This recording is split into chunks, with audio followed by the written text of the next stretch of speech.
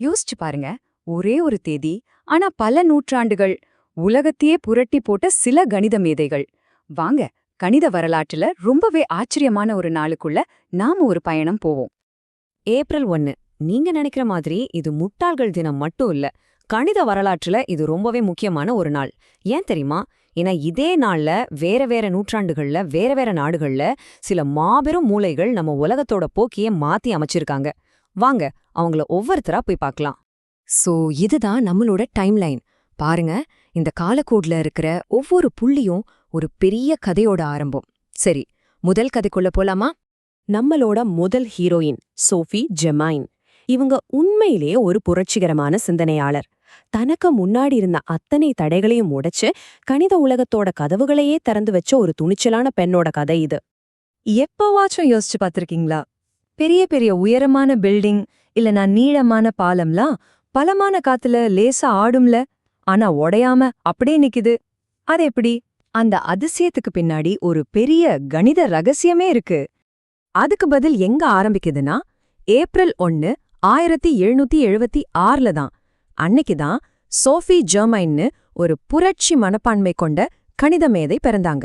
அவங்க பிறந்த அந்த நாள்ல இருந்து தான் இந்த புதிரை விடுவிக்கிற பயணமும் ஸ்டார்ட் ஆச்சு. பாருங்க, அந்த காலத்துல பெண்கள் கணக்கு படிக்கவே கூடாதுன்னு தடை இருந்துச்சு.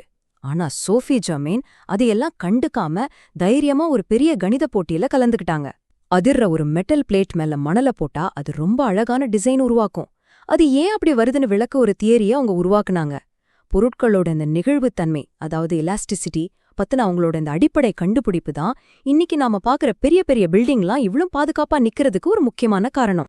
சோ இதிலிருந்து நாம என்ன தெரிஞ்சுக்கணும்னா, இந்த அதிர்வுகளோட வடிவங்கள் பார்க்க அழகா இருக்கிற வெறும் ஆர்ட் மட்டும் இல்ல, அதுக்குள்ள இயற்பியல், இன்ஜினியரிங் ரெண்டோட ரகசிய மொழியே அடங்கியிருக்கு. ஓகே, நாம இன்னும் அதே ஏப்ரல் 1ல தான் இருக்கோம். ஆனா இப்போ டைம்ல பின்னாடி போக போறோம். ரொம்ப பின்னாடி, 1640ற்கு. அங்க வேறொரு நூற்றாண்டுல இன்னொரு மேதை நமக்காக வெயிட் பண்ணிட்டு இருக்காரு. இப்போ நாம பார்க்க போறது ஜார்ஜ் மோரை பத்தி. இவரோட கதை ஒரு மாதிரி புதையல் கதை மாதிரி. தொலைஞ்சு போய் பல வருஷம் கழிச்சு மறுபடியும் கிடைச்ச ஒரு புதையல் கதை. சரி, உங்களுக்கு ஒரு சின்ன கேள்வி. உங்க கையில ஒரு ஸ்கேல் இல்ல காம்பஸ் மட்டும்தான் இருக்கு. அத வச்சு உங்களால பெர்ஃபெக்ட்டா வட்டங்கள், நேர்கோடுகள், மத்த ஷேப்ஸ் எல்லாம் வரைய முடியுமா? கொஞ்சம் யோசிச்சு பாருங்களேன். இந்த புதிருக்கான விடை எங்க இருக்கு தெரியுமா? ஏப்ரல் 1, 1640ல. அன்னைக்குதான் ஜார்ஜ் மோர்னு ஒரு கணித மேதை பிறந்தாரு. ஆனா பாவம், அவர் காலத்துல அவரோட திறமைய யாரும் பெருசா கண்டுக்கவே இல்ல. அவரு யூக்ளிட்ஸ் டானிகஸ்னு ஒரு புக் எழுதினாரு. அதுல ஒரு ஆச்சரியமான விஷயத்த நிரூபிச்சாரு. அதாவது ஸ்கேலே இல்லாம வெறும் காம்பஸ் மட்டும் வச்சு எல்லா விதமான ஜியாமெட்ரி வடிவங்களையும் வரைய முடியும்னு சொன்னாரு. ஆனா சோகமான விஷயம் என்னன்னா, அவரோட புக் பல வருஷமா தொலைஞ்சு போச்சு. சுமார் 125 வருஷம் கழிச்சு மார்ஷரோனின்னு இன்னொருத்தர் அதே விஷயத்த கண்டுபிடிச்சதுக்கு அப்புறம்தான் 1928ல மோரோட புக் மறுபடியும் கிடைச்சது. இதுல இருந்து என்ன தெரியுது?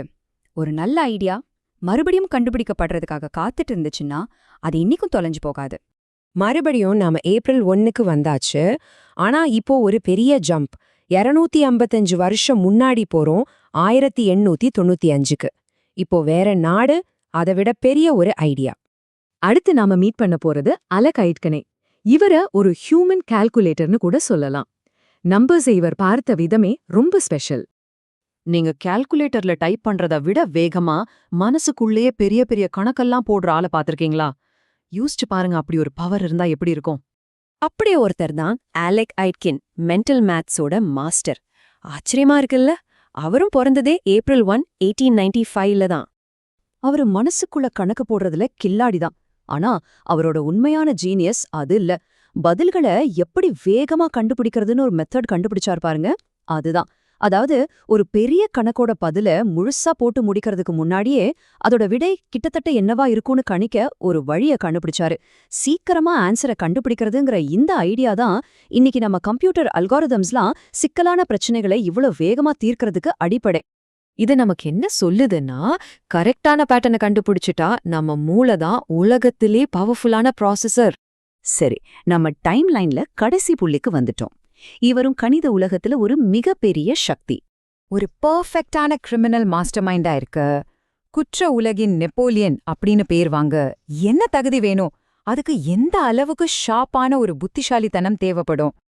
அதுக்கு ஜேம்ஸ் மொரியாட்டி மாதிரி ஒரு மிக உயர்ந்த கணித மேதை தேவை. சொல்லப்போனா அவர் ஏப்ரல் 1, 1835ல பிறந்ததா சொல்லப்படுது. ஷெர்லாக் ஹோம்ஸே அவரை பத்தி இப்படிதான் சொல்றாரு. அவர் குற்ற உலகின் நெப்போலியன். சரி, இவ்ளோ பெரிய கணித மேதை யாருன்னு யோசிக்கிறீங்களா? உண்மையில அவர் ஒரு கற்பனை கதாபாத்திரம். ஆர்தர் கேனன் டாயில் உருவாக்குன ஒரு கேரக்டர். ஏப்ரல் 1ஆம் தேதிக்கு இது ஒரு செம்ம சர்ப்ரைஸ் இல்லையா? Okay, Sophie Germaine, George Moore, Alec Aitken, ஏன் நம்ம கற்பனை கேரக்டர் மொரியாட்டி கூட, இவங்க எல்லாருக்கும் நடுவுல இருக்கிற அந்த ஒரு காமன் கனெக்ஷன் என்ன? இன்னைக்கு நாம சந்திச்ச எல்லாருமே வேற வேற நூற்றாண்டு, வேற வேற நாடு, சிலர் நிஜம், ஒருத்தர் கற்பனை. இவங்க எல்லாருமே ஒரே ஒரு கேள்வியத்தான் கேட்டாங்க. இந்த குழப்பத்துக்குள்ள ஒளிஞ்சிருக்கிற பேட்டர்ன் என்ன? ஜார்ஜ் மூர் அத ஜியாமெட்ரியில தேடினாரு. சோஃபி ஜெர்மன் அத இயற்பியல்ல தேடினாங்க. ஐட்கென் கணக்குகள்ல தேடினாரு. மொரியார்த்தி குற்றங்கள்ல தேடினாரு. அவங்க எல்லாருமே அந்த ஒரு கேள்வியை விடாப்பிடியா கேட்டதாலதான் நம்ம உலகம் இன்னைக்கு இவ்ளோ தூரம் வளர்ந்திருக்கு. இப்போ இத கொஞ்சம் யோசிச்சு பாருங்க.